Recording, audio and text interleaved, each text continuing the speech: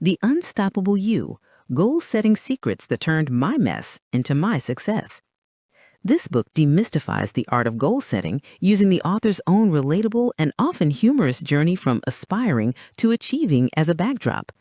It reframes the popular SMART goals framework into a more dynamic and personal tool, making it accessible and exciting for anyone who has ever felt stuck or overwhelmed by their ambitions. Each chapter is a blend of personal anecdote, actionable advice, and a touch of irreverent humor designed to inspire, entertain, and empower the reader to finally conquer their goals. The book will also feature a free downloadable Unstoppable You goal-setting template.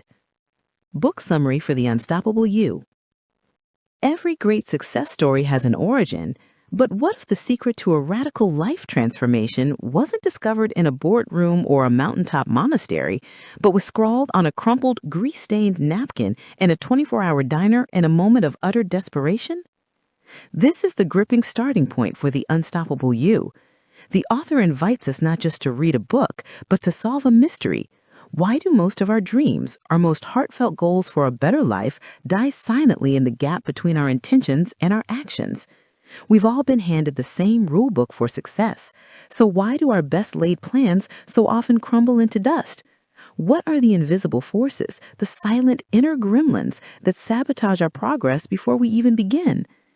In this electrifying and refreshingly honest book, you'll discover the code the author cracked that night in the diner. It's a discovery that revealed that the motivation we've all been chasing is a myth, a fair-weather friend that abandons us when we need it most.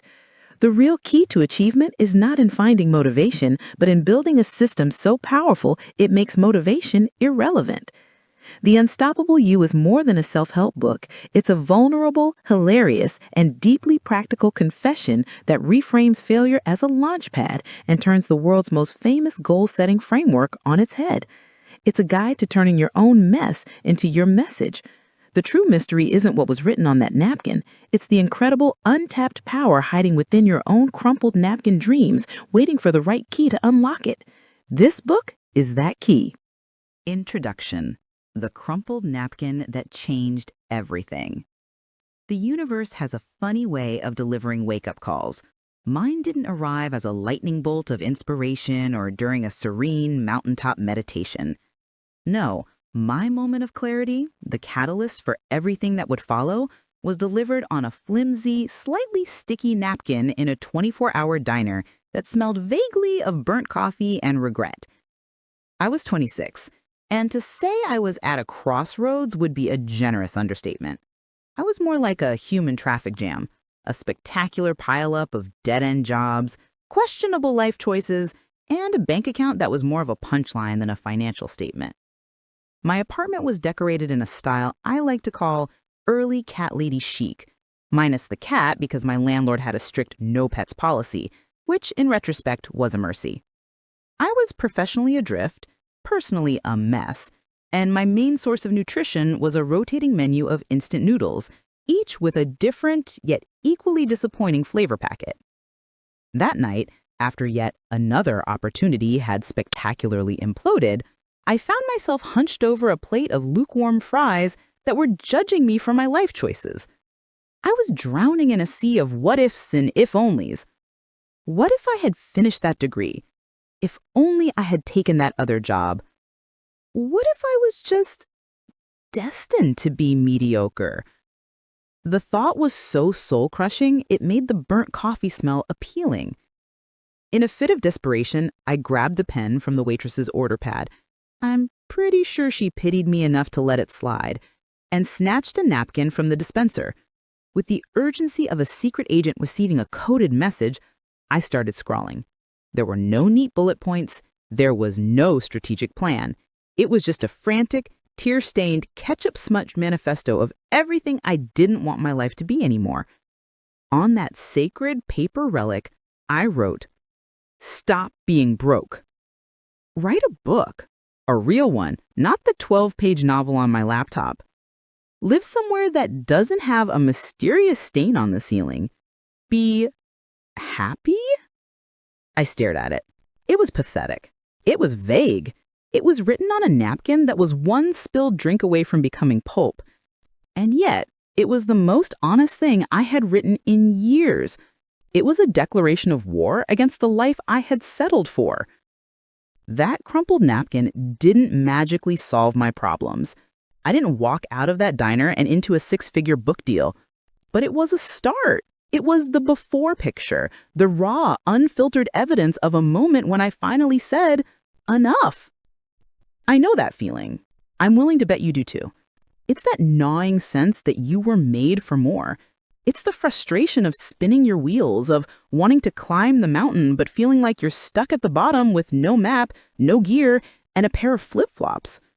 We've all had our crumpled napkin moments, whether they happen in a diner, during a morning commute, or in the quiet of a sleepless night. We all have dreams we've scribbled down, physically or just in the back of our minds. So, why do so many of those dreams stay stuck on the napkin? This book is the answer to that question. This isn't your typical goal-setting manual filled with corporate jargon and charts that look like a science experiment. This is a book about real, raw, and often messy success. It's about turning those vague, desperate scribbles into a concrete, actionable, and, dare I say, exciting plan for your life. We're going to take the famous SMART goals framework, the gold standard of goal setting, and give it a much-needed makeover. We'll inject it with life, humor, and the kind of practical wisdom that only comes from falling flat on your face a few times and learning to get back up. We'll cover everything from slaying the procrastination monster that lives under your bed to finally figuring out the why that will make you cry. In a good way, I promise.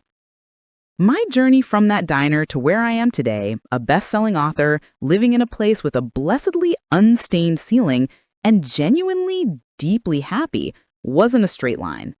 It was filled with detours, faceplants, and moments of doubt. But every step was fueled by the principles I'm about to share with you. These are the secrets that turned my mess into my success. And because I believe in action, not just inspiration, I've created a special tool just for you. At the end of our journey together, you'll get access to my free, downloadable, Unstoppable You goal-setting template. This is your personal roadmap, the tool that will help you take everything you learn in these pages and apply it directly to your own life. It's time to trade in your crumpled napkin for a battle plan. So grab a coffee, hopefully not a burnt one. Get comfortable and let's get started. It's time to stop wishing and start doing. It's time to become unstoppable. Chapter 1. Someday is a 4-letter word, and other lies we tell ourselves. Let's play a little game. Raise your hand if you've ever declared, probably to a room full of equally optimistic friends on New Year's Eve, any of the following. This year, I'm going to get in shape. My goal is to be happier. I just want to make more money. I'm going to get organized. If your hand is in the air, congratulations, you're a perfectly normal human being with a graveyard of well-intentioned but utterly useless goals. If your hand isn't in the air, you're either lying or you've already achieved enlightenment, in which case, can I have your agent's number? For years, I was the undisputed champion of what I like to call fluffy goals. They were the verbal equivalent of a cloud. They looked nice, sounded pleasant, but if you tried to grab onto them, your hand would pass right through. They were comforting lies, I told myself, whispers of a better life that required no actual, work. My personal favorite was get my life together. It was a beautiful, all-encompassing goal. It was so grand, so majestic, that it was impossible to know where to even begin. Should I start by alphabetizing my spice rack, finally figuring out how my taxes work, or perhaps by tackling the mountain of clothes on the chair in my bedroom that had achieved sentience and was plotting to overthrow me? Overwhelmed by the sheer magnificent vagueness of it all, I'd usually just give up and watch 3 hours of a reality show about people who flip houses. It was progress of a sort. Someone was getting their life together, even if it wasn't me. These fluffy goals are the invisible roadblocks that sabotage your progress before you even start. They're the masters of disguise, masquerading as ambition when in reality they are just wishful thinking in a party hat. Why? Because they lack two crucial ingredients: clarity and emotional punch. A goal like get in shape is doomed from the start. What does that even mean? Does it mean being able to run a marathon or just being able to walk up a flight of stairs without sounding like you just wrestled a bear? Without a clear target, you're just spinning your wheels, unsure of which direction to go. It's like setting out on a road trip with the destination of somewhere west. You'll drive around, burn a lot of gas, and probably end up in a town you've never heard of, eating questionable gas station sushi. I once had a friend, let's call him Dave, who for 3 years straight made the New Year's resolution to learn guitar. Every January, he'd talk about how cool it would be to play at parties. He'd watch YouTube tutorials for a week, maybe even learn the first 3 chords of Wonderwall. By February, the guitar would be gathering dust in the corner, a sad monument to another failed aspiration. The problem wasn't that Dave didn't want to play the guitar. The problem was that learn guitar isn't a goal, it's a daydream. It lacks the specifics to drive real action. It doesn't answer the crucial questions. What songs do you want to play? How often will you practice? By when do you want to be able to play a full song? These vague goals also lack the emotional weight to keep you going when things get tough. Be happier sounds lovely, but what does it feel like? What would you be doing if you were happier? Who would you be with? Without that visceral connection, the goal remains a detached intellectual idea. When your alarm goes off at 6 a.m. for a morning run, the abstract concept of getting in shape is no match for the warm and seductive embrace of your duvet. My crumpled napkin from the diner was a perfect example of this. Stop being broke and be happy were desperate cries for help, not a strategic plan. They were the starting point, the raw emotion, but they weren't the roadmap. The brutal truth is that vague goals produce vague results. This is where we get to the heart of the matter. It's time to declare war on vagueness. It's time to break up with someday. Someday is the most dangerous word in the English language. It's a seductive liar that whispers, "Don't worry, you'll get to it," eventually. It allows us to postpone our dreams, to kick the can of our ambitions down an never-ending road. Someday, I'll write that book. Someday, I'll travel. Someday, I'll start my own business. Here's a secret. Someday is not a day of the week. The first and most crucial step in this entire journey is to demand clarity from your dreams. It's to take those fluffy, feel-good aspirations and put them under a microscope. It's to get brutally honest with yourself about what you really want and what it will really take to get there. So let's make a pact, you and I. Let's agree to banish someday from our vocabulary. Let's agree to stop setting ourselves up for failure with goals so fuzzy they could be mistaken for a Muppet. It's time to trade in those wishy-washy daydreams for crystal clear, emotionally charged, and undeniably actionable targets. In the next chapter, we're going to dig deep and find the why that will make you cry. In a good way, I promise. But for now, I want you to do one thing. Take out a piece of paper, a napkin if you must, and write down one of your own fluffy goals. Get in shape. Be more productive. Learn a new skill. Now look at it. Really look at it.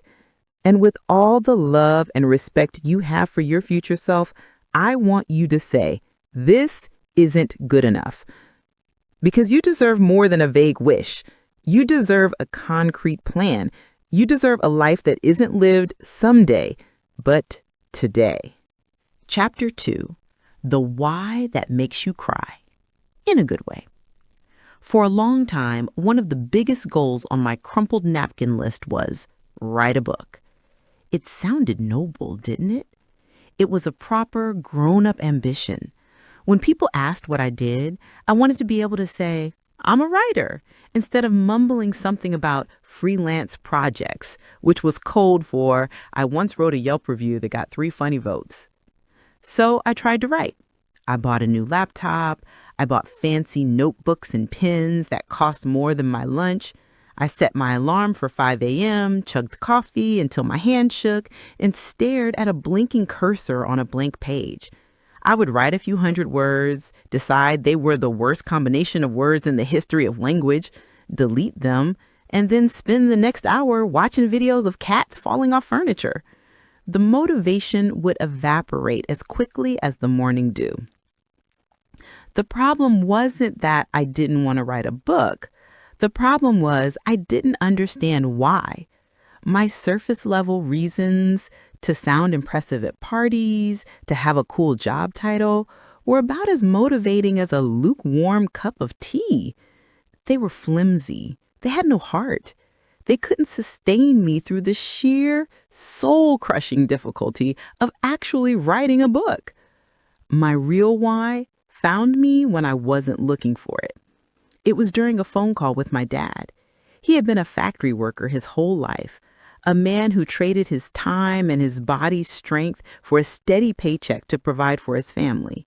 He never complained, but I could hear the weariness in his voice, the quiet resignation of a man whose own dreams had been packed away in an attic long ago. During that call, he told me he was proud of me for chasing my dreams, even if they seemed a little crazy. And then he said something that cracked my world open. He just always hoped you get to do something you loved, something that was yours. In that moment, the goal, write a book, was transformed. It was no longer about sounding cool. It was about honoring the silent sacrifices my father had made. It was about breaking a generational pattern of just getting by. It was about building a life of passion and purpose, not just obligation. It was about creating something that was truly mine. And as I sat there with the phone pressed to my ear, tears streamed down my face. They weren't sad tears. They were tears of clarity, of purpose. I had found my why, and it was powerful enough to get me through 1,000 blinking cursors. This, my friends, is the secret ingredient. It's the emotional core of every goal worth achieving. It's the rocket fuel for your ambition. A goal without a strong emotional connection is just a wish. It's a hollow chocolate bunny. It looks good on the outside, but it's empty within and crumbles under the slightest pressure. Your why is the reason you'll get up at 5 a.m. when your bed feels like a magnetic cloud of comfort. It's the reason you'll choose to work on your side hustle instead of binge watching another series. It's the voice that will whisper, keep going, when the world is screaming, give up. Logic and discipline are great tools, but they are finite resources. They will fail you. On your worst days, when you're tired, discouraged, and questioning every decision you've ever made, it would be logical to continue is a terrible motivational speech. But I'm doing this for my kids, or I'm doing this to prove to myself I can, or I'm doing this to honor my father's hard work. That's the stuff that will drag you across the finish line. So how do you find your why? It's not about looking outward. It's about digging inward. I want you to become a relentless why detective for your own life. It's time to ask yourself some tough questions. Let's take one of your goals. Let's use the classic, I want to make more money. Okay, a fine start, but now we dig. You, I want to make more money. Detective you, why is that important to you? You, so I can stop worrying about bills. Detective you, okay, and why is that important to you? What would not worrying about bills give you? You, it would give me a sense of security, freedom. Detective you, freedom to do what? Why is that freedom important? Freedom to quit the job I hate. freedom to travel the world and see the world, freedom to spend more time with my family without being stressed. Detective U, and what would that truly give you? What is the feeling you are ultimately chasing? You, it would give me peace, the feeling that I am truly living my life, not just surviving it. Do you see what happened? We went from make more money, a sterile, uninspired goal, to I want a life of peace, freedom, and connection where I am truly living, not just surviving. Now that is a why. That is something you can tattoo on your soul. When you're tempted to splurge on something you don't need instead of saving, you're not just choosing between a purchase and a number in a bank account. You're choosing between a fleeting pleasure and peace. You're choosing between a momentary want and freedom. The choice becomes much, much clearer. A goal without a why is a car without an engine. It might look nice, you can sit in it, you can even make vroom vroom noises, but you're not going anywhere. Your why is the engine. It's the messy, powerful, emotional heart of your ambition that will propel you forward when the road gets rocky and you run out of gas. So before you move on to the next chapter, before we start talking about the nuts and bolts of crafting the perfect goal, I want you to do this work. Take your goals and put them through the why interrogation. Keep asking why until you hit an answer that gives you goosebumps, that makes you a little choked up, that feels deeply and unshakably true.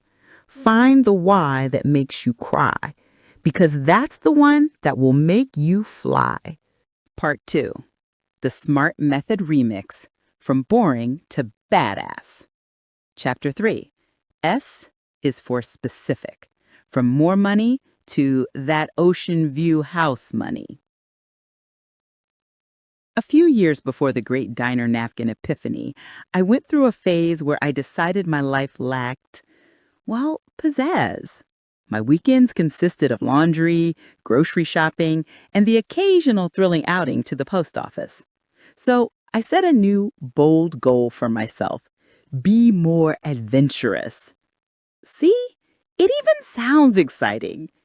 I imagine myself becoming a suave Indiana Jones type character, maybe wrestling a crocodile, or at the very least, trying a new kind of cheese.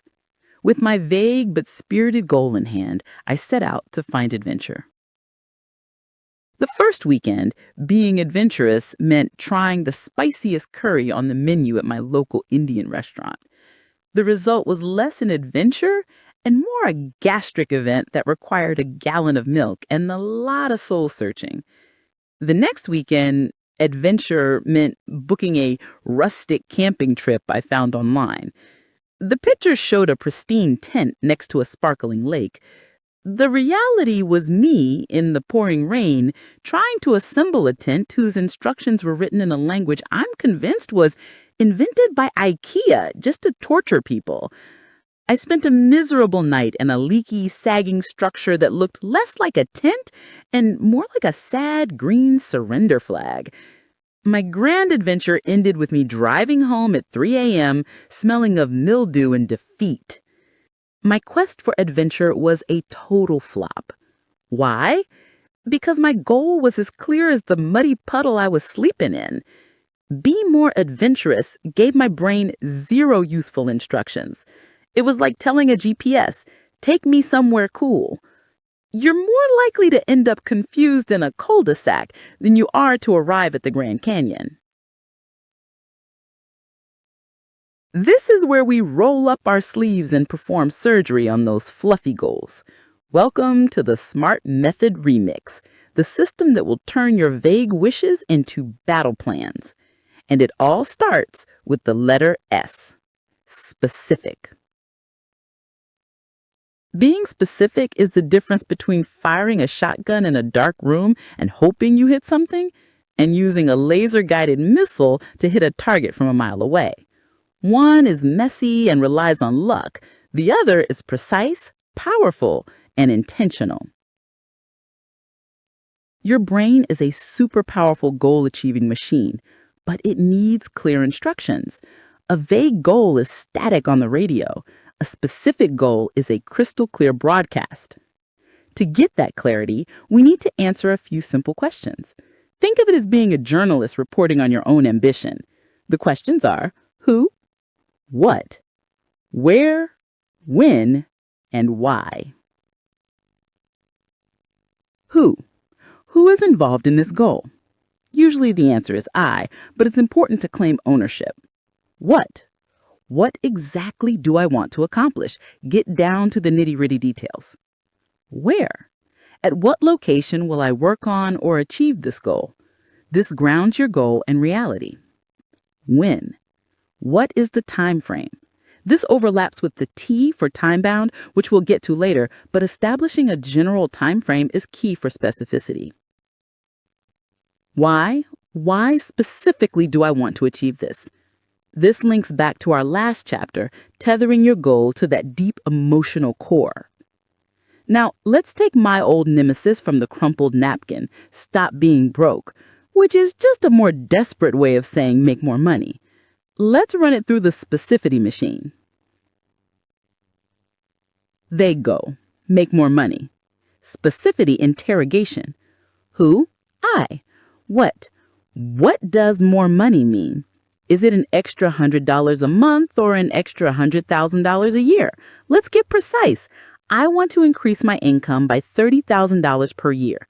How? By securing 3 new long-term freelance writing clients. Where? I will accomplish this by working from my home office, pitching potential clients online. When? I want to have these clients secured within the next 6 months. Why?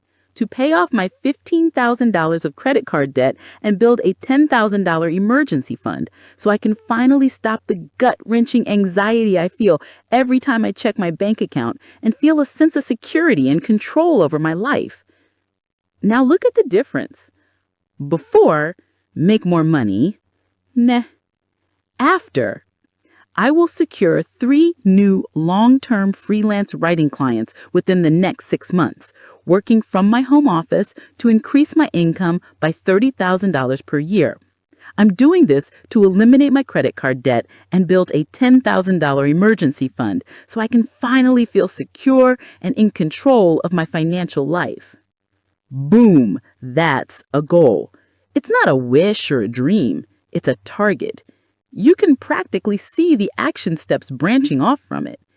Your brain now knows exactly what the mission is.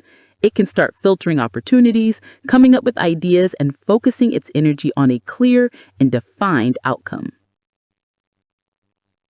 Specificity transforms a goal from something you want into something you can see.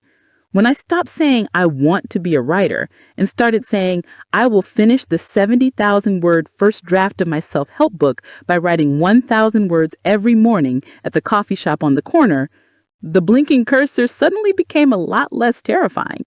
It had a purpose. So your mission for this chapter is to stop being a shotgun and start being a laser. Take one of your fluffy goals like get in shape, be more organized, learn a skill, and put it through the 5 W's. Don't be afraid to get ridiculously detailed. Paint a picture so vivid you can taste it. Don't just say you want more money. Define what that money is for. Is it a pay off my student loans and breathe again money? Is it a take my kids to Disneyland and be the hero money? Or is it, like the dream that eventually grew from my own journey, that ocean view house where I can hear the waves while I write money? The more specific the vision, the more powerful the pull. Now, let's get specific. Chapter 4. M is for measurable.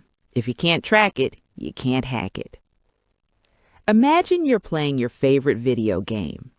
On the screen, you see your character, a cool mission, and maybe a dragon that needs slaying. But more importantly, what else do you see? You see a health bar. You see an experience point or XP bar slowly filling up. You see a quest log that says, slay 10 goblins, 2 out of 10. Every action you take provides instant feedback. Kill a goblin, the XP bar inches forward. Find a treasure chest, your gold count goes up. That little dopamine hit you get when you see that progress, that's the magic. It's the proof that you are moving, that your effort is paying off. It's what keeps you hooked for hours, determined to level up. Now imagine that same game with all of that information stripped away. No health bar, no XP, no score. You're just whacking goblins in a dark forest with no idea if you're winning, losing, getting stronger, or about to be eaten. How long would you keep playing? 10 minutes? 5? You'd probably quit out of sheer frustration and confusion. For most of my life, I was playing the game of life on the frustration setting. My goals were the equivalent of wander around the forest and hope for the best. I had no way of keeping score. This brings us to the M in our SMART method remix, measurable. If specific gives your goal a destination, measurable provides the mile markers along the way. It's the scoreboard for your ambition. A measurable goal answers the questions, how much or how many? It turns a vague aspiration into a series of data points you can track. Without it, you are flying blind. When I first set out to conquer my write a book goal, I had the specific part down. I will finish the first draft of my self-help book. But I had no way to measure my progress. Some days I'd write 2,000 words. Other days I'd write a single sentence and then spend 2 hours debating the merits of the Oxford comma. I felt like I was wading through mud. I was putting in the effort, but I had no idea if I was actually getting any closer to the finish line. I was constantly on the verge of quitting. The game changed when I created my own XP bar. I needed a metric, a simple unit of progress I could count. For writing, the obvious one was word count. So I attached a number to my specific goal. I will write 70,000 words. Great. But that's the final boss battle. I needed to be able to track the small wins, to kill some goblins along the way. So I came up with my own, slightly absurd tracking system. I bought a big clear glass jar and a bag of 70 shiny blue marbles. I placed the jar on my desk right next to my laptop. My new measurable daily goal was to write 1,000 words. And every single time I hit that 1,000 word mark, I would take one blue marble and drop it into the jar. Clink. Clink. That little sound became the most satisfying sound in the world. It was my achievement unlocked notification. It was my XP bar inching forward. Some days, writing that last sentence to hit my 1,000 words felt like a marathon, but the thought of that clink would pull me through. Slowly, day by day, the pile of marbles in the jar grew. On days when I felt like a fraud, when I was convinced my writing was terrible, I could look at that jar. The jar didn't care about my feelings. The jar didn't care about my self-doubt. The jar just showed the facts. You have put in the work. Look at how far you've come. It was undeniable, tangible proof of my progress. It was a visual representation of momentum. And momentum, my friends, is the real secret sauce of motivation. Seeing those small wins creates a powerful psychological feedback loop. Each small win tells your brain, hey, what we're doing is working. Let's do more of it. It builds belief. It turns the daunting mountain of your goal into a manageable series of small hills. So how do you make your goals measurable? You give them a number. You find your marble for the jar. Vague goal? Get in shape. Measurable goal. Go to the gym 3 times per week and hold a plank for 60 seconds. Vague goal. Save money. Measurable goal. Automatically transfer $50 from my checking to my savings account every Friday. Vague goal. Get organized. Measurable goal. Spend 15 minutes every evening decluttering one area of my house, a drawer, a shelf, the coffee table. Measurement is not about being rigid or robotic. It's not about judging yourself. It's about giving yourself the gift of clarity. It's about turning your work into a game you can actually win. What can you count? What can you track? Is it the number of sales calls you make? The number of pages you read? The number of minutes you meditate? The number of dollars you save?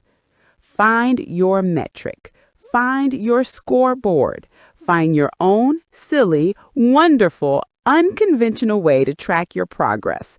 A jar of marbles, a sticker chart on the fridge, an app on your phone. It doesn't matter. Just make it visible. Because when you can see your progress, you create momentum. And when you have momentum, you become unstoppable. Now let's go get that next level. Chapter 5. A is for achievable. Dream big, but build a bridge, not a catapult. After I started getting some traction with my writing, a few blog posts that people actually read, a small freelance gig that didn't bounce, I was feeling myself.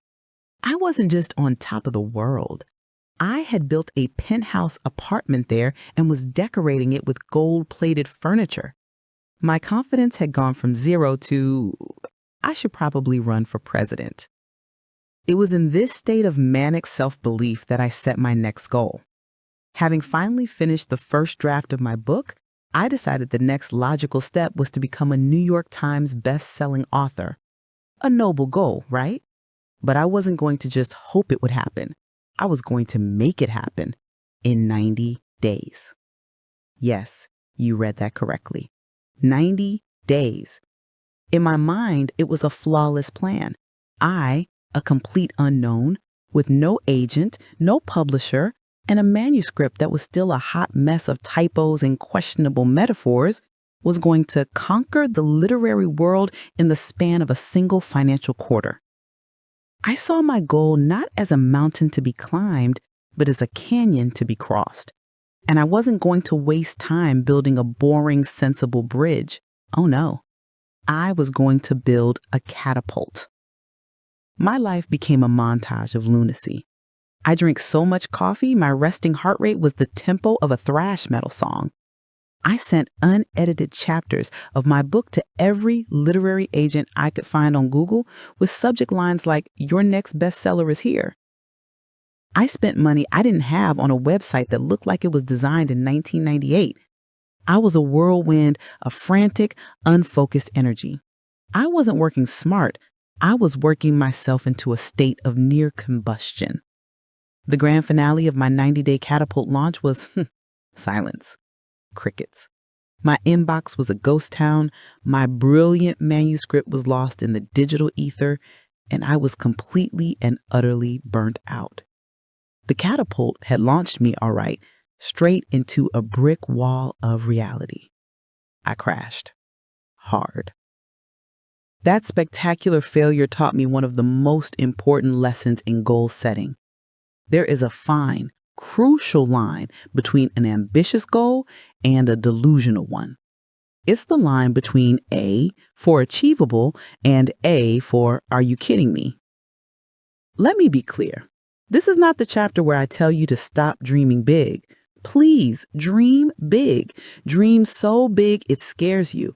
Have those big, hairy, audacious goals, BHAGs, that make you giddy with excitement. Ambition is the engine of achievement, but an engine without a chassis and wheels is just a loud, useless block of metal.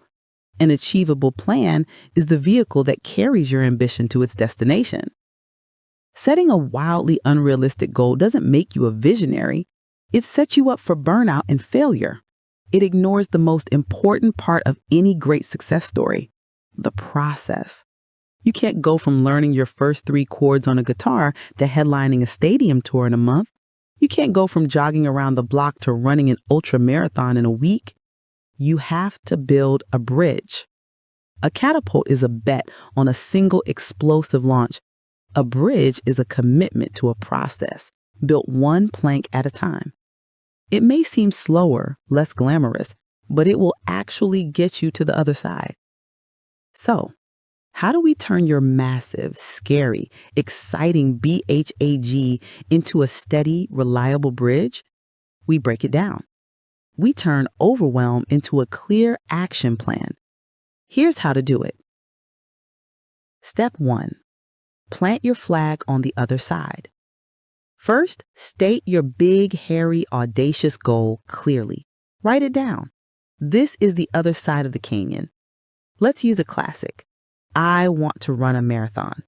It's big, it's scary, and for a non-runner, it feels completely impossible.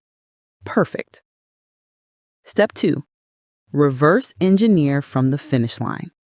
Now, stand at the finish line of your marathon and walk backward. Right before you ran 26.2 miles, what did you have to be able to do? You probably had to be able to comfortably run 20 miles. And before you could run 20 miles, you had to be able to run a half marathon or 13.1 miles. And before that, you had to be able to run a 10K or 6.2 miles. And before that, you had to be able to run 3 miles without stopping. And before that, you had to get off the couch, buy a decent pair of running shoes, and run for 1 minute and walk for 2.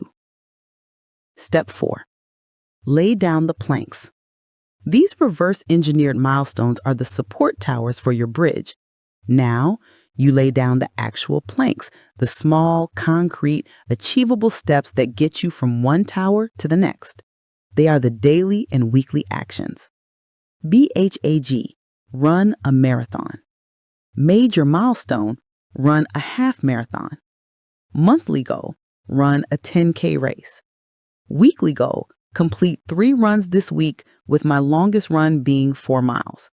Today's goal, the first plank, put on my new running shoes and follow the week 1, day 1 workout on that beginner running app. Step 5. Focus only on the next plank. This is the most critical part. Once your bridge is designed, you put blinders on. You stop staring at the other side of the canyon. It's too far away and it will only intimidate you. Your entire world becomes about laying down the very next plank in front of you. Your goal isn't run a marathon anymore. It's put on my shoes and get out the door for 20 minutes. That's it. That's achievable. You can do that. And when you've done it, you lay down the next plank and the next. One day, you'll lift your head and you'll be on the other side of the canyon wondering how you got there. You got there one small, achievable step at a time. Dreaming big gives you the direction. Making it achievable gives you the plan. Stop trying to build a catapult. Start laying the first plank of your bridge today. Chapter 6. R is for relevant. Does this goal even go here? There's a photo of me from a few years ago that I keep buried deep in my digital archives. In it, I'm wearing a crisp, button-down shirt that feels one size too tight around the sole. I'm standing in a sleek, glass-walled office, smiling a smile that doesn't quite reach my eyes. On the wall behind me is a corporate logo, and in my hand is a branded coffee mug. I look like a stock photo for young professional having a great day. I was, by all external measures, crushing it.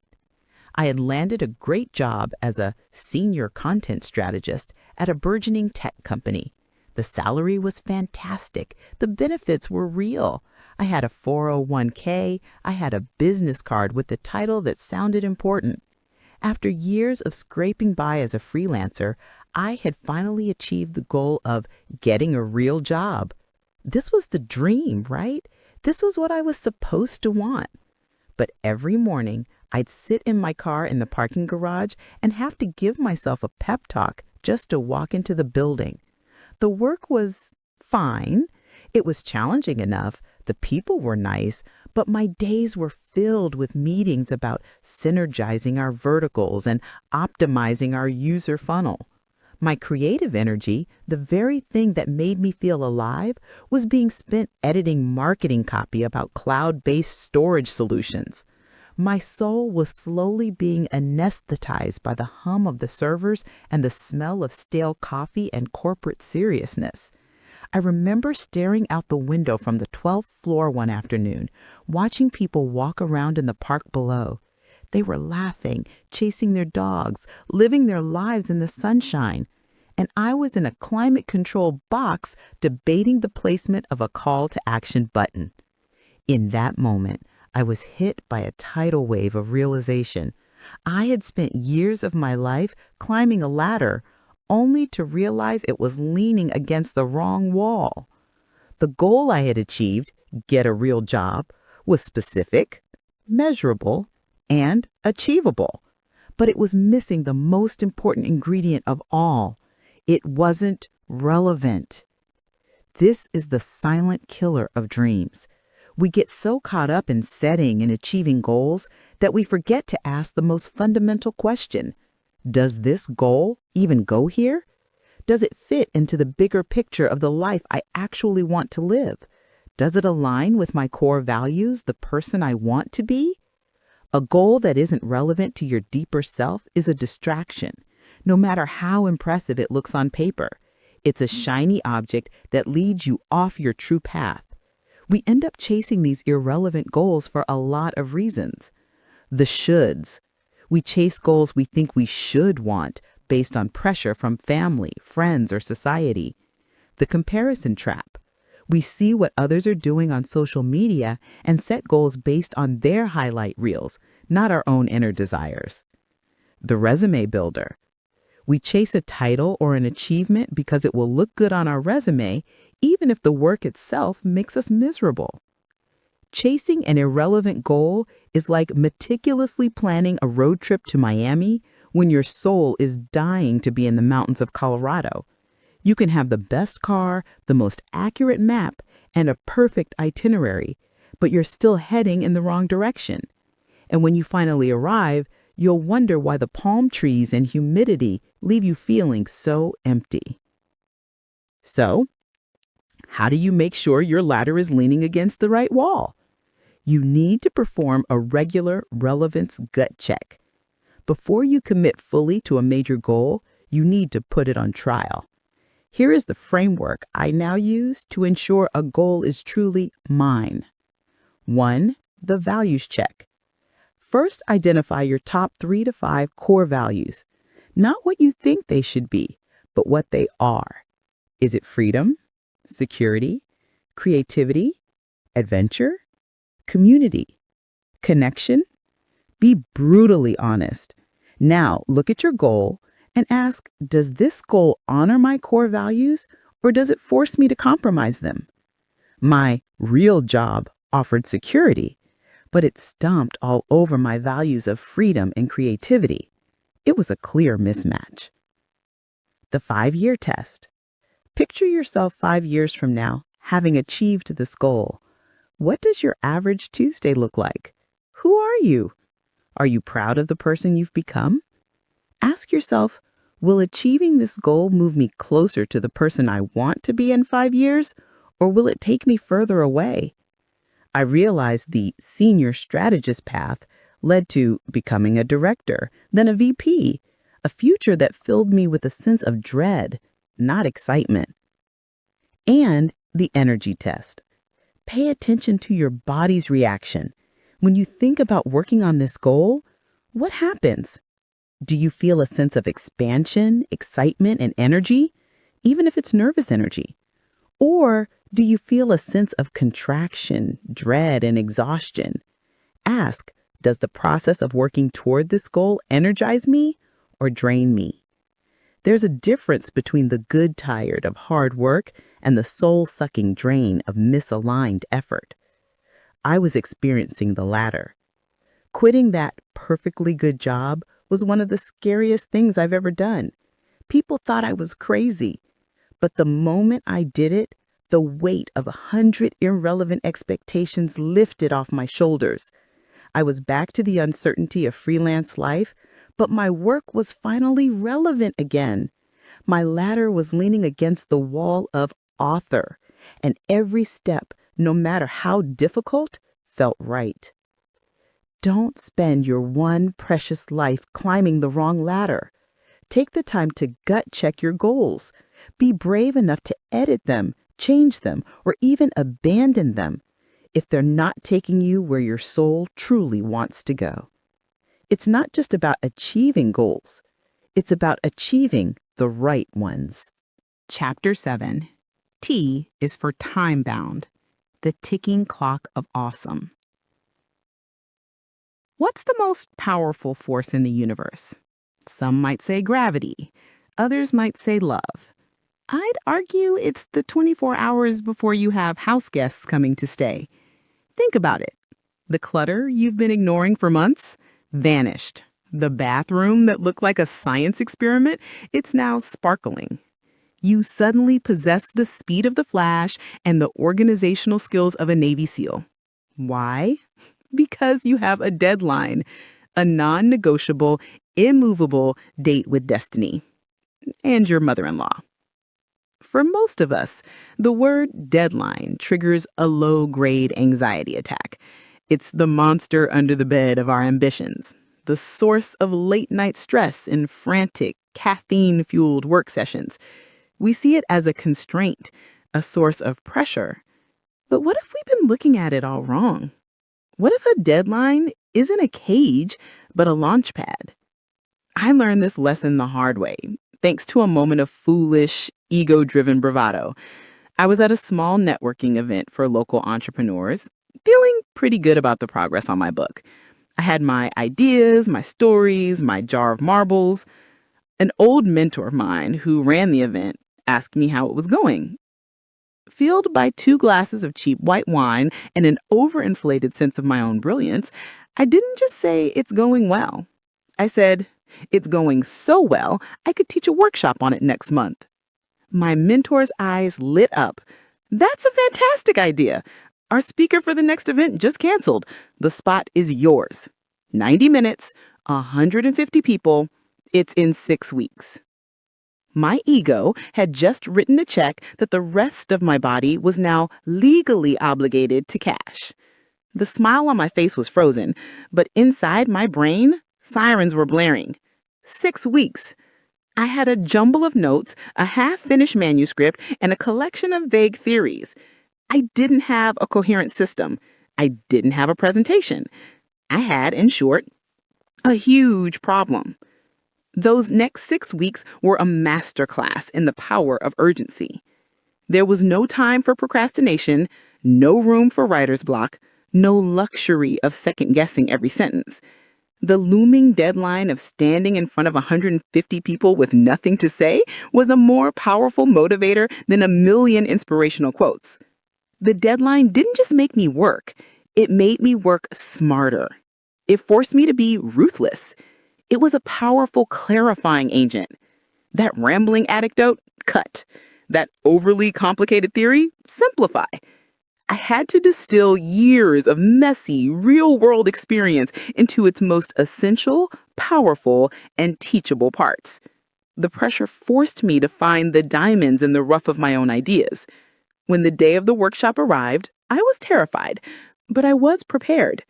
I delivered the presentation, and to my astonishment, it worked. People laughed, they took notes, they came up to me afterward and said, "That makes so much sense." The greatest breakthrough, however, happened when I got home and looked at my presentation slides. In the process of preparing for that workshop, I hadn't just created a 90-minute talk, I had accidentally created the definitive outline for my entire book. The deadline had forced a massive breakthrough. This is the magic of the T in S.M.A.R.T, time-bound. A goal without a deadline is a daydream. It's a someday project that will forever be pushed back by the tyranny of the urgent. Attaching a date to your goal is the act of drawing a line in the sand. It tells your brain, this is happening, the clock is ticking. This creates what psychologists call goal-oriented tension. It's a slight, productive discomfort that pushes you to take action to resolve it. It's the same reason you clean the house before guests arrive. The deadline turns your abstract goal into a concrete event. Here's how to set deadlines that serve you, not stress you. 1. Use the Goldilocks rule. Not too long, not too short. A deadline that's too far in the future invites procrastination, like, I'll run a marathon in 3 years. A deadline that's too short is the catapult we talked about in Chapter 5, setting you up for burnout. You need a time frame that's just right, long enough to be realistic, but short enough to create a sense of urgency. A great starting point is to estimate how long you think a task will realistically take, and then add a 15% buffer for, life. 2. Create mini deadlines, checkpoints. A big deadline a year from now can still feel distant. The solution is to break it down. If your goal is to write your book in a year, don't just put finish book on your calendar 12 months from now. Set checkpoints. Deadline for outline, 2 weeks. Deadline for first 3 chapters, 2 months. Deadline for first draft, 8 months. Each mini deadline provides a new burst of urgency and a chance to celebrate a small win, keeping your momentum high. 3. Make it real and a little bit public. A private deadline is easy to ignore. A public one is a powerful commitment device. You don't have to announce it to the world, but you can sign up for the 10K race on a specific date. Book the non-refundable plane ticket for your trip. Tell a friend or your partner, my goal is to have the garage cleaned out by the end of the month. Please hold me to this. A deadline is not your enemy. It is a tool. It's the final instruction that makes your specific, measurable, achievable, and relevant goal real. It's the starter pistol that says, go. So give your goals a time frame. Give them a home on the calendar. Turn your someday into a by this day. Start the ticking clock of awesome. Chapter 8. The Procrastination Monster Under Your Bed and How to Slay It. My relationship with my taxes used to be what I'd call seasonally abusive. For 11 glorious months, we simply didn't speak. Then, around mid-March, I'd start getting polite, then less polite letters. The tax folder, a sad manila envelope, would begin its annual migration around my apartment. It would start on my desk, then move to the kitchen counter, then to the coffee table, and finally find its resting place under a pile of magazines where it would whisper menacing things at me while I slept. The final week before the deadline was always a spectacular festival of self-sabotage.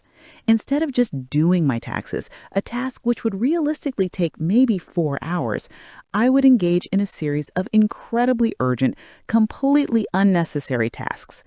I would suddenly be overcome by the need to alphabetize my bookshelf.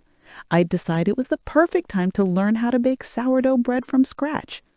I once spent 6 hours deep cleaning the grout in my shower with a toothbrush, a task I hadn't even considered for the previous 364 days.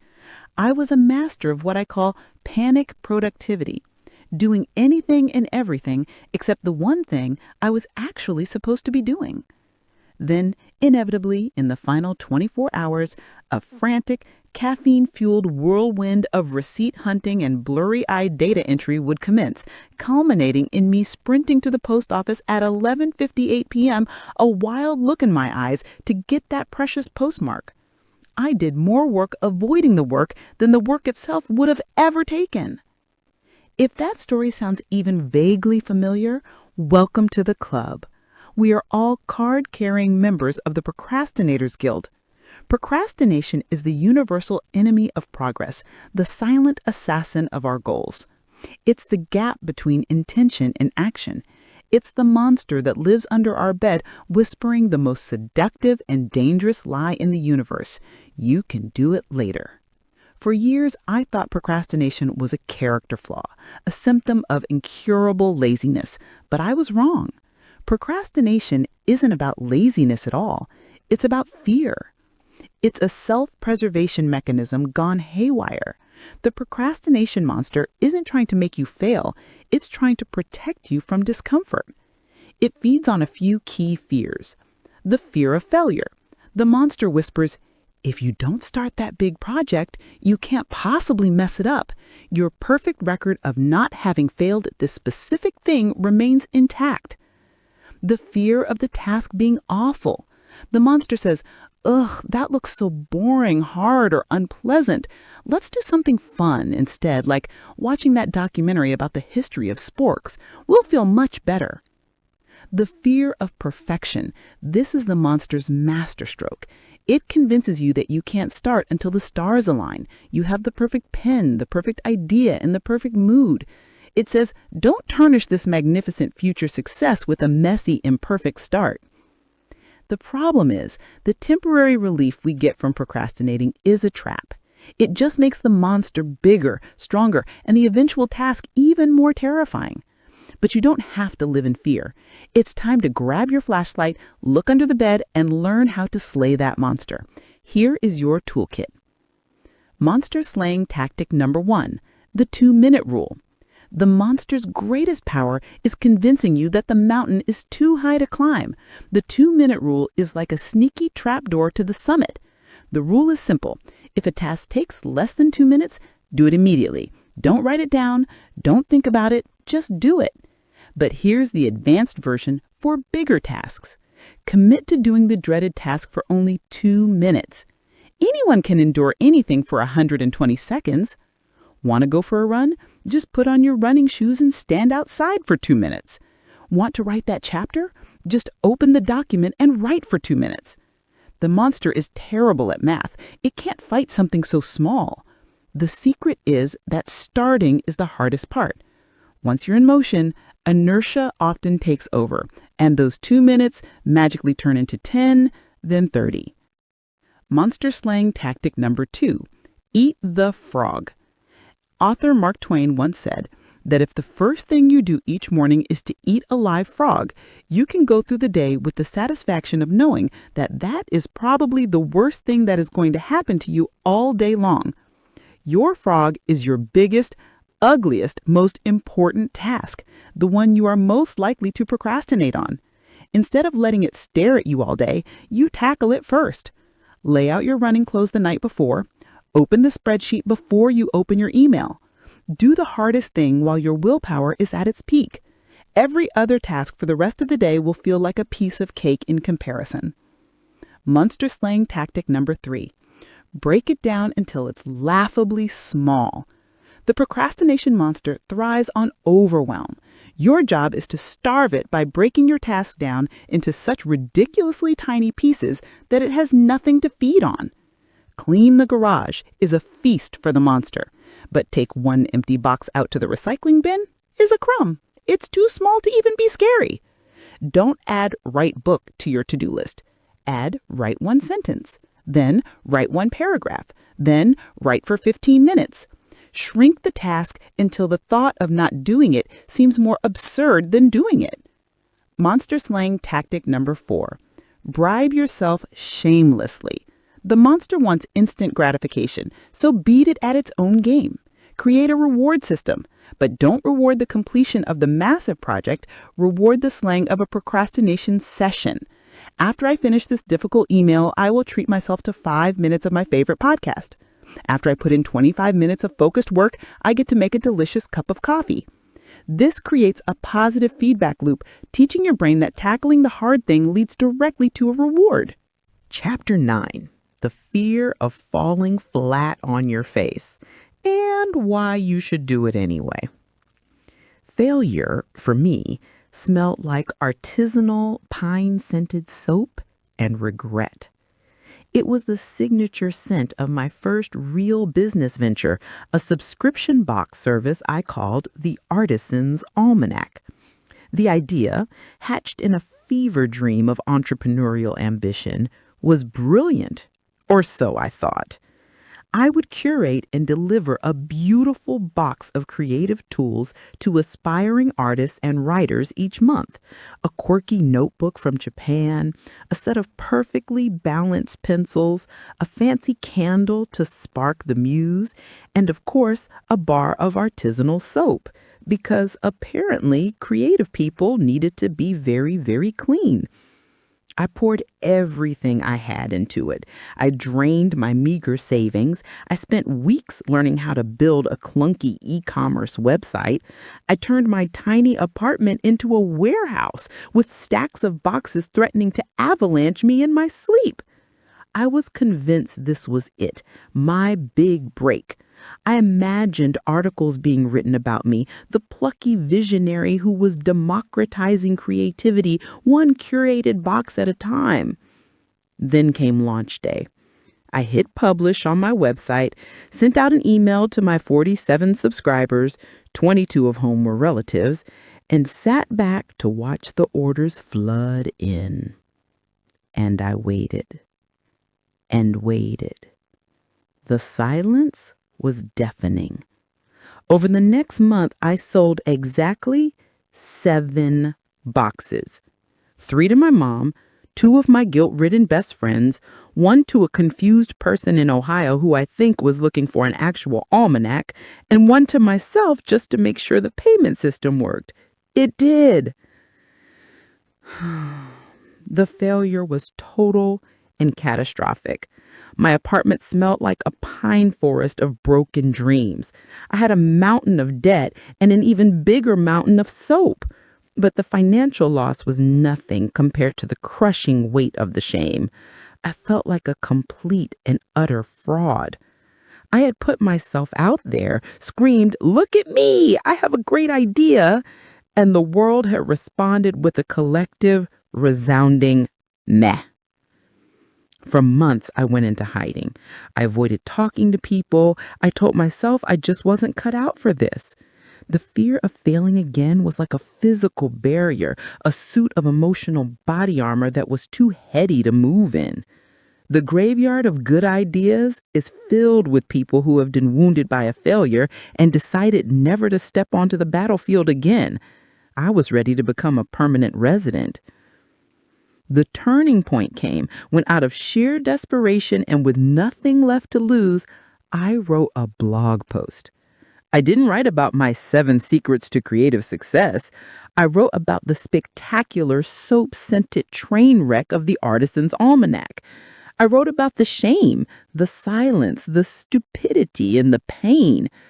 I hit publish, expecting ridicule, but instead something amazing happened. People responded. The post got more comments and shares than anything I had ever written. People didn't see me as a failure. They saw themselves in my story. They wrote, "I've been there too, and thank you for being so honest, and that's the fear that's stopping me from starting." In that moment, I realized my greatest failure had just handed me my greatest success. The failure wasn't the product, it was the point. It gave me a story.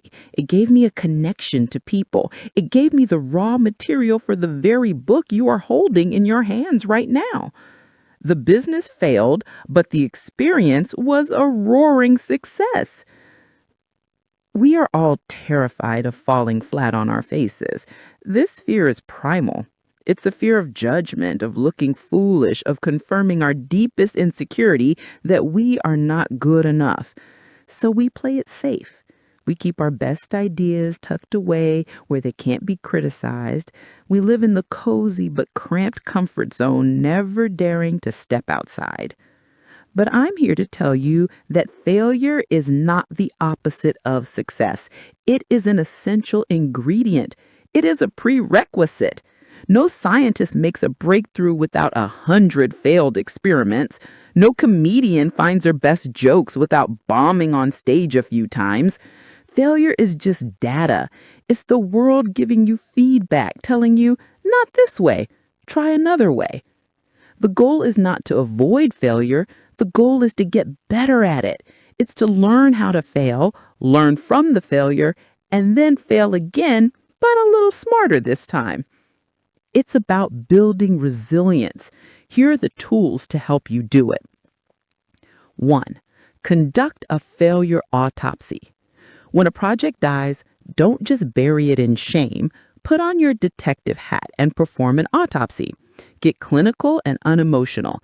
Ask 4 simple questions. What was my goal? Example, to launch a successful subscription box. What actually happened? Example, I only sold 7 boxes and lost a lot of money. What were the contributing factors? Example, I didn't research my market. I had no marketing plan. My price was too high. And what will I do differently next time? Example, I will validate my idea before I build it. I will focus on my writing, which is my actual strength. This process transforms failure from a painful emotional event into valuable actionable data. 2. Separate your actions from your identity. This is the most important distinction you will ever make. My business failing did not make me a failure. It meant I had executed a flawed plan. There is a world of difference between I failed and I am a failure. One is a temporary event. The other is a permanent identity. Do not let your setbacks define your character. You are not your results. 3. Redefine winning. What if the goal wasn't to succeed, but to learn? What if you measured your success not by the outcome, but by the courage it took to try? When you reframe winning as giving it your best shot and learning something new, you literally cannot lose. If you succeed, you win. If you fail, you learn a valuable lesson that will help you succeed next time, which means you still win. So, I'm giving you a new assignment. I want you to go out there and be brave enough to be bad at something new. I want you to collect a few high-quality failures, because on the other side of that fear, on the other side of that potential faceplant, is where all the growth, all the learning, and all your best stories are waiting. Chapter 10. The Motivation Myth. You don't need more of it. You need a system. If I had $1 for every time someone told me, I just need to find the motivation to start, I'd have enough money to hire a team of highly trained, opera-singing parrots to follow me around and squawk inspirational quotes all day. We have a deep, romantic obsession with the idea of motivation. We treat it like a magical muse, a divine spark that must be present before any great work can begin. We wait for it. We hunt for it. We watch motivational videos and read inspiring quotes, hoping to catch it like a rare Pokemon. We believe that successful people are just walking around with a giant, overflowing tank of motivation that the rest of us are missing. This is, and I say this with all the love in my heart, a complete and utter myth. Relying on motivation to achieve your long-term goals is like relying on a sunny day to power your entire house. Sure, when it's shining, it's great. Everything feels bright and effortless. But what happens when the clouds roll in? What happens when it's stormy for a week straight?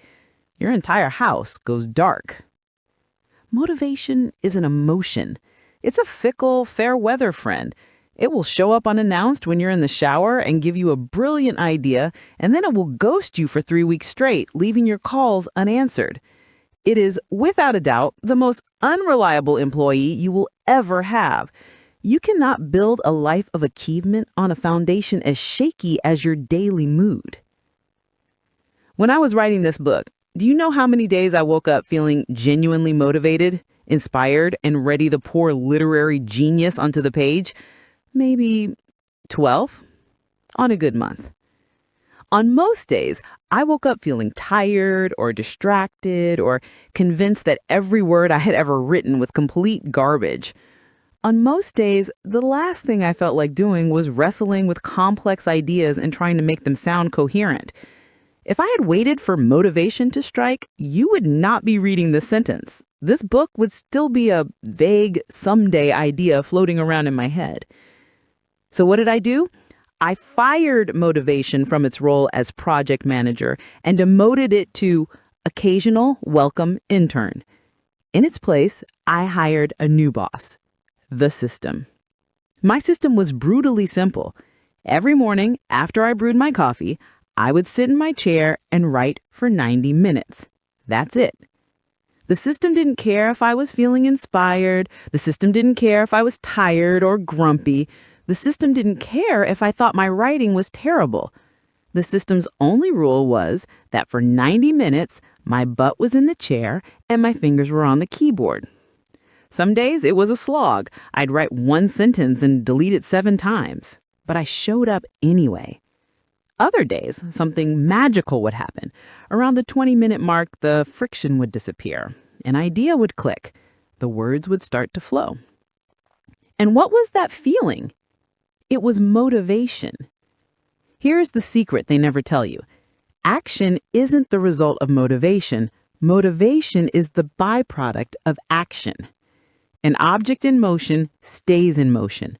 Getting started, even in the smallest, most pathetic way, generates its own momentum. Motivation isn't the spark, it's the friction. It's the warmth you feel after you've started rubbing the two sticks together. Professionals do not wait until they feel like it. Amateurs wait for inspiration. Professionals have a system. A world-class musician doesn't just play when the muse strikes, she practices her scales every single day. A world-class athlete doesn't just train when she feels energetic, she shows up and follows the training plan, even on the days she's sore and tired. Your job is to stop trying to feel ready and start building a system that makes showing up non-negotiable. Here's how. 1. Habit stacking. Chain it to your life. The easiest way to build a new habit is to chain it to an existing one. Your brain already has well-worn neural pathways for your current routines. Hijack them. The formula is after blank current habit, I will blank new habit. After I brush my teeth in the morning, I will meditate for 5 minutes. After I take off my work shoes, I will immediately change into my gym clothes. After I pour my first cup of coffee, I will open my journal and write 1 sentence. The old habit becomes the trigger for the new one. Time blocking. Make an unbreakable appointment. If a task is important to you, treat it like an important meeting. Don't put work on side hustle on your to-do list. That's a vague wish. Put 8 p.m. to 9 p.m. draft business plan on your actual calendar. It's an appointment with your goals. You wouldn't just blow off a meeting with your boss, so don't blow off the meeting with your future self. Design your environment for success. Your willpower is a finite resource. Stop wasting it fighting your environment. Make the right choice the easy choice. Want to run in the morning? Lay out your running clothes, shoes, and headphones the night before. The only thing you have to do when you wake up is put them on. Want to eat healthier? Don't bring junk food into the house. Put the healthy snacks at eye level in the fridge and pantry. Want to stop scrolling on your phone? Leave it in another room while you work. Buy a cheap alarm clock so your phone isn't the first and last thing you see every day. The never miss twice rule. You are human. You will have bad days. You will get sick. You will miss a day in your system. That's fine. The downward spiral of failure doesn't start with 1 missed day. It starts with 2. The rule is simple. You can miss 1 day, but you cannot miss 2 days in a row.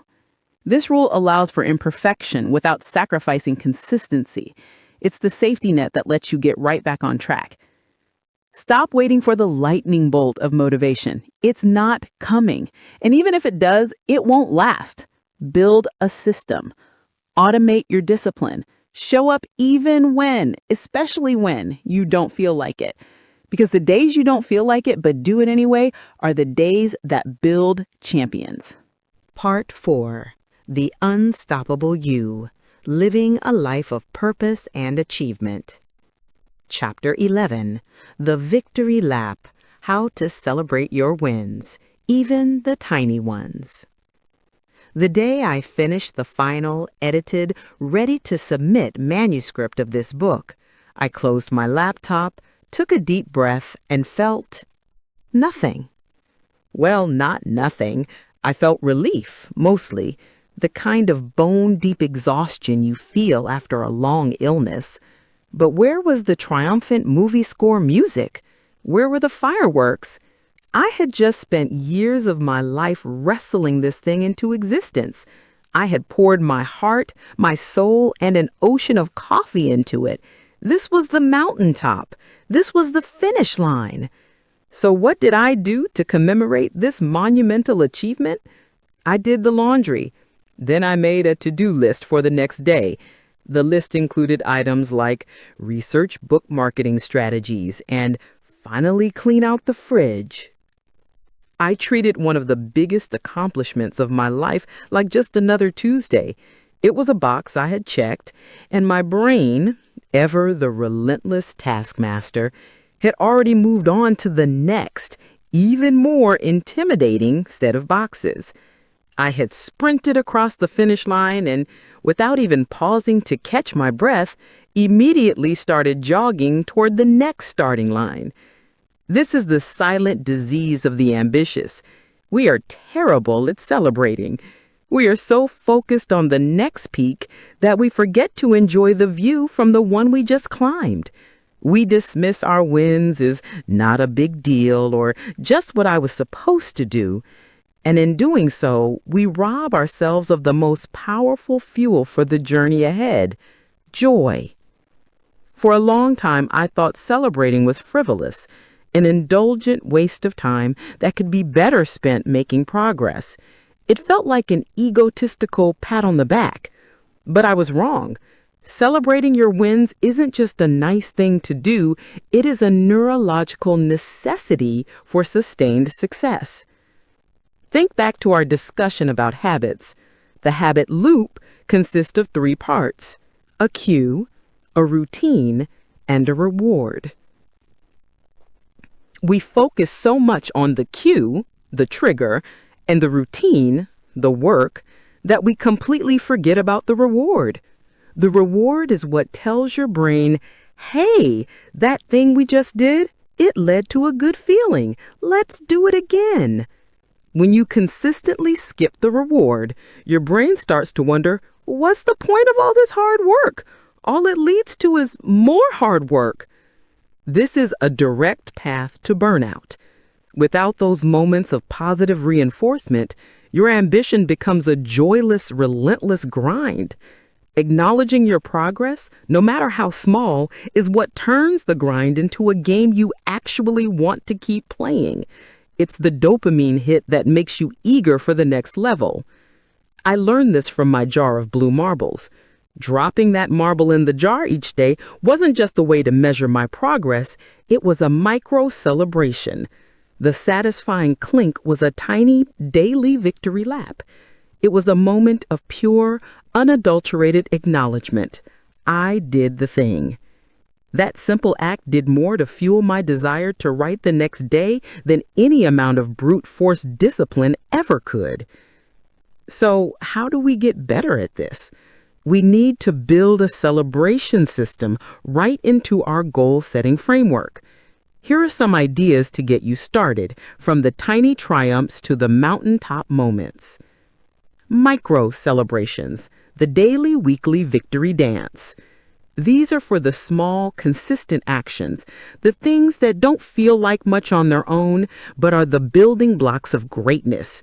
The rule is that the celebration should be immediate, easy, and preferably free. The Gold Star. Get a calendar and a sheet of Gold Star stickers, just like in kindergarten. Every day you complete your core habit, you get a star. It sounds childish. It works. The theme song. Pick a victory song. When you finish your task for the day, put it on, turn it up, and have a 3-minute dance party in your living room. The good coffee ritual. Save the fancy, delicious coffee beans for after you've completed your most important task of the day. It turns your daily caffeine fix into a reward. The done list. At the end of the day, instead of just looking at your to-do list, take 60 seconds to write a done list of everything you accomplished, no matter how small. Acknowledge the effort. Milestone celebrations. The rest stop with a view. These are for hitting a significant checkpoint on your journey, losing the first 10 pounds, finishing the first draft, saving your first $1,000. These celebrations should be more substantial and give you a real moment to pause and reflect. The experience reward. Instead of buying more stuff, reward yourself with an experience. Go to that movie you've been wanting to see. Book a massage. Take a day trip to a nearby town. Go out for dinner at a restaurant you've been wanting to try. The level up investment. Reward yourself with something that supports your goal. If you've been consistently working out, buy those new high-quality running shoes. If you're learning to cook, buy that nice chef's knife. The bragging session. Call a friend or family member who is a genuine cheerleader for you and tell them what you accomplished.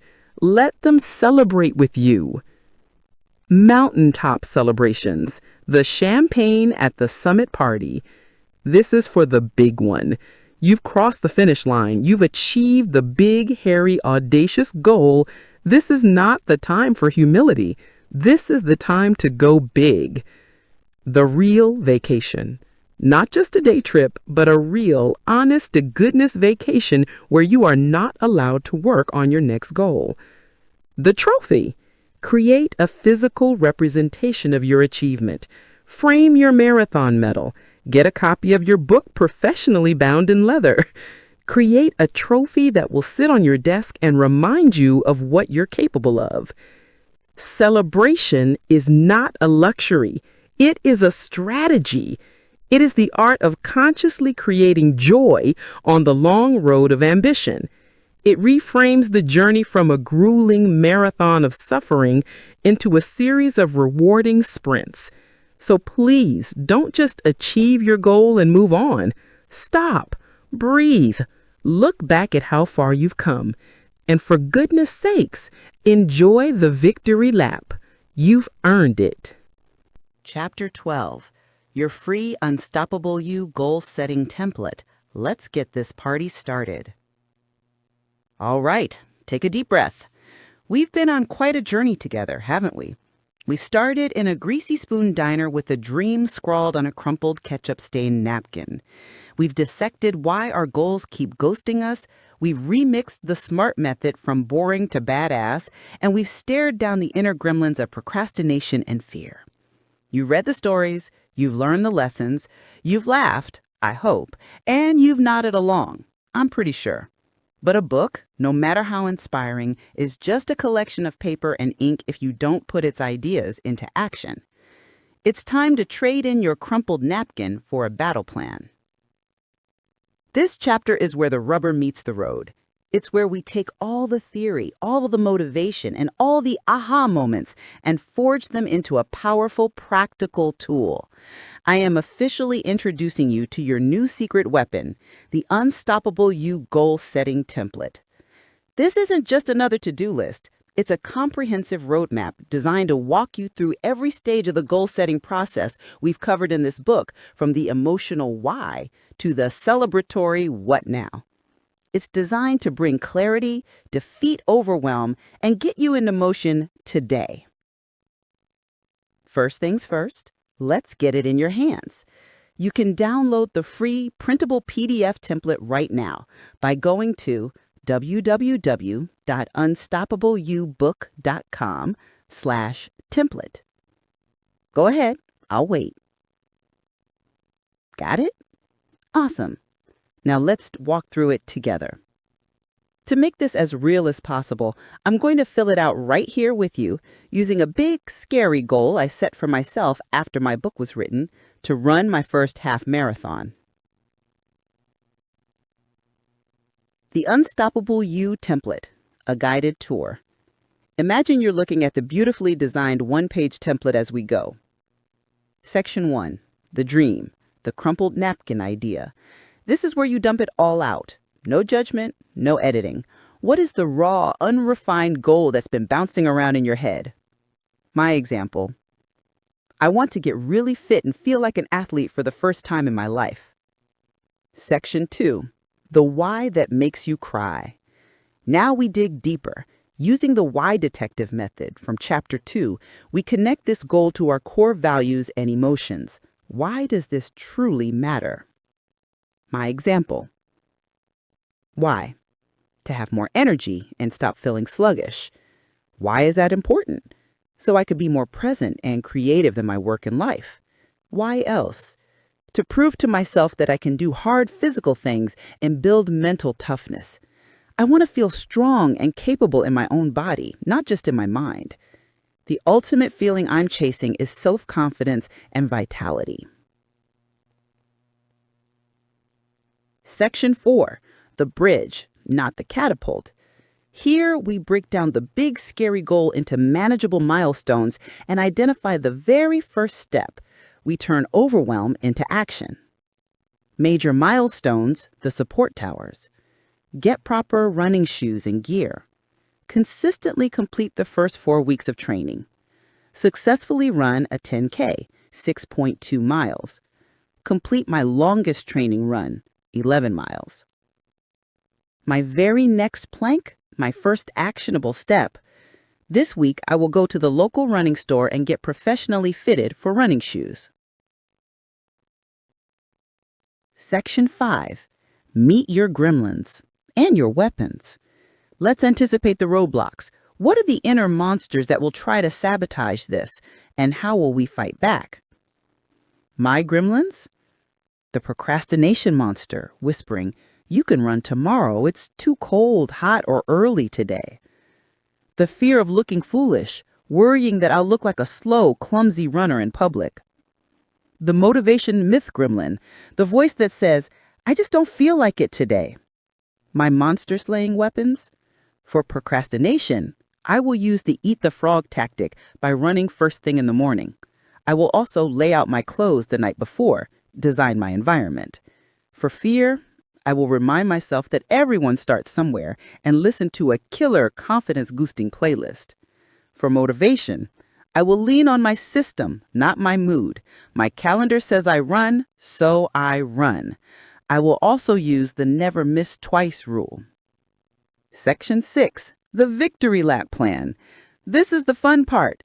How will we celebrate our progress to keep the momentum going? Let's plan the party in advance. Milestone celebrations. After buying my new shoes, I'll treat myself to a fancy coffee.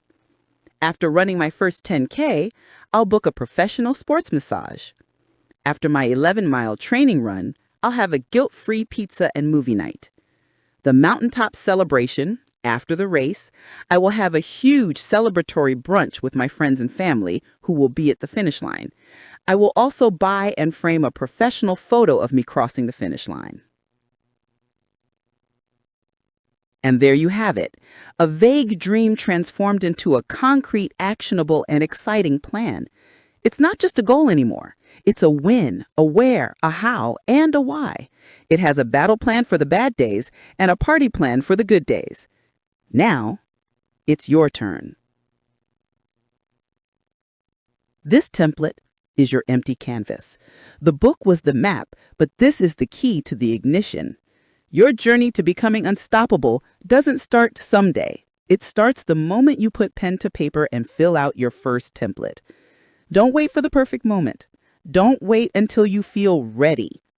Print out your template, grab a pen, and pick one goal, just one, that sets your soul on fire. The person who picked up this book is not the person holding it now. You are armed with the tools, the strategies, and the knowledge to build a life of purpose and achievement. The only thing left to do is begin. Let's get this party started. Conclusion. The crumpled napkin framed. On the wall of my office, right next to my bookshelf, hangs a small, simple frame. It doesn't contain a diploma or a fancy award. Inside, protected by a pane of glass, is a faded, flimsy diner napkin. The blue ink of the pen I borrowed is a little fuzzy now. There's still a faint, translucent grease stain near the corner where a rogue French fry once lay. Its creases are as deep and permanent as a well-worn map. To anyone else, it's a piece of trash. To me, it's the most valuable thing I own. It's my Declaration of Independence. It's the foundation upon which my entire life is now built. When I look at that napkin, I don't just see the desperate scrawls of a lost 20-something. I see the seeds of a system.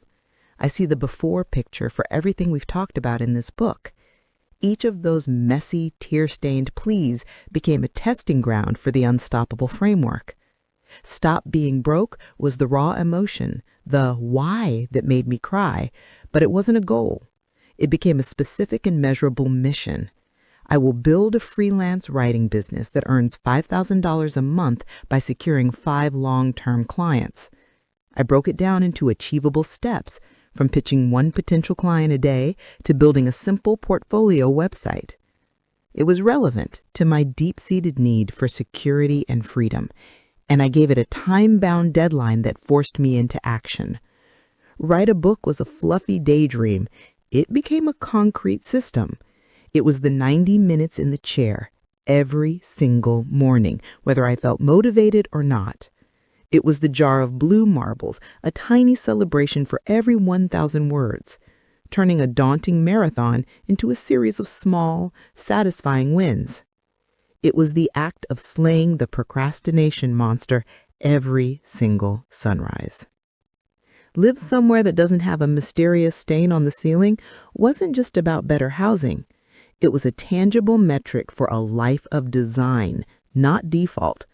And let me tell you, the ceiling above me right now is a thing of pristine, unstained beauty. And what about that last, most vulnerable goal?